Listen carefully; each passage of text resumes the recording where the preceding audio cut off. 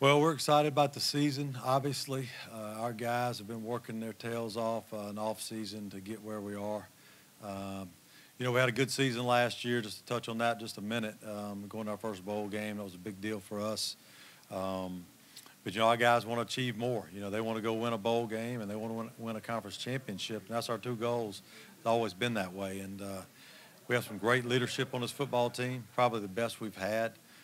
These guys are meeting once a week and really talking to the players and doing things behind the scenes that make a team great. So I'm excited about that part of it. And I know everybody knows we had 31 seniors last year that graduated, and I think 17 starters have graduated. So everybody's concerned about that, and I am too.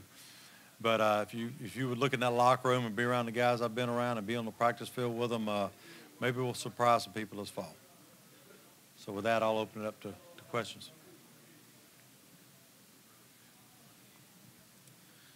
Hey, Joey, just to kind of touch on the success Georgia Southern and Appalachian State had coming into this league last year.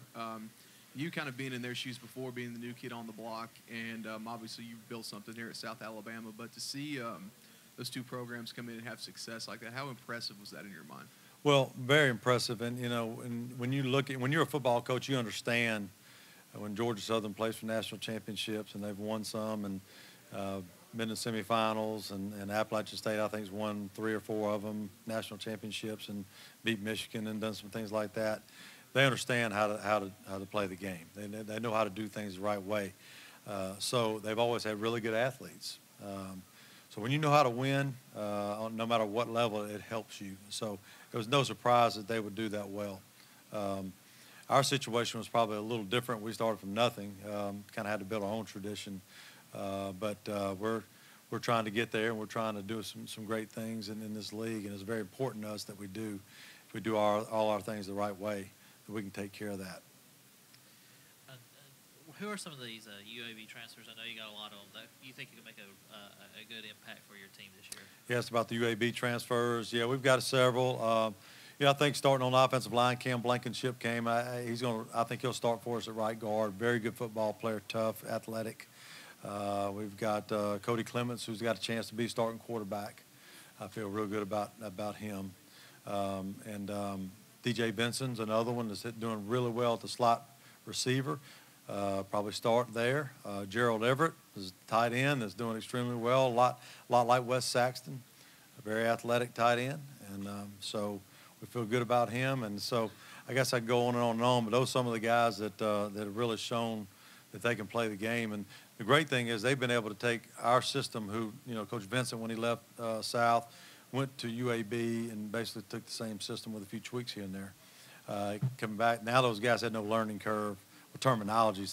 From day one, they were able to play well at a high level. So we're excited about that. When losing so many seniors, so many starters, they came in and were able to fill a void on offense that was highly needed.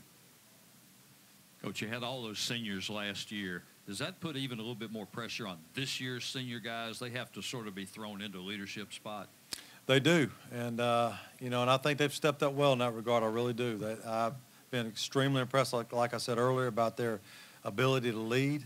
Talking about leading and leading is two different things, and I think these guys are truly leading every day, and so they learn from those guys. We had some great leadership in the past, and they've learned from them. And just like you learn from your parents, you grow up and watch what they do, and some things you like, some things you don't, but you learn from them either way. And so I think they've done that. You have one of them here today, Chris May. What does he mean to your offensive team? Well, he's completely changed in that regard. Chris his attitude is A+, his effort is A+. He's a great athlete, and so I expect great things out of him, not only on the field, protecting our quarterback and run blocking, but also a guy that's going to lead behind the scenes, which is going to bring some of these young guys along, some of the new guys we got transferred in, and be able to help those guys come along because of his leadership. And I think it's going to spread throughout the team. I'm just real impressed with Chris May.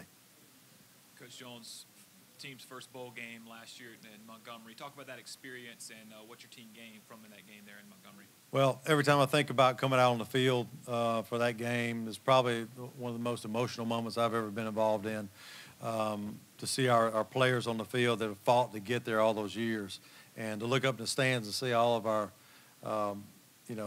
fans that come up from Mobile, and of course all the alumni from all across the Southeast were there just yelling as loud as they could, and it was a chilling moment. It really was, and so it was one that I dreamed about, and one that all our players dreamed about, and so I'm really excited about that we were able to do that in our second year of Division I. And Coach, building off that success, what are some of the things that have to happen this year? Hey. There you go. What are some of the things building off that success that have to happen this year to get back to that level and exceed that?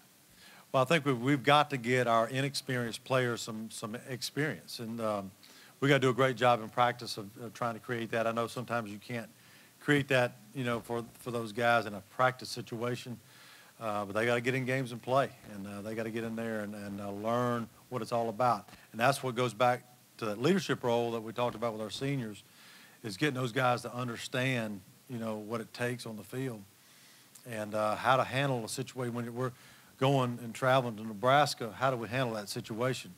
Are they going to be uptight? Our leadership on our team's got to be able to calm them down and say, look, let's settle down, let's just play. You've practiced, you've worked on this all week long. Be confident in what you do, just go ahead and play. So things like that we got to be able to get those young guys to play early, I think, because I think we've got some experience, but obviously a lot of our positions we don't have near as much experience, and they got to play well early.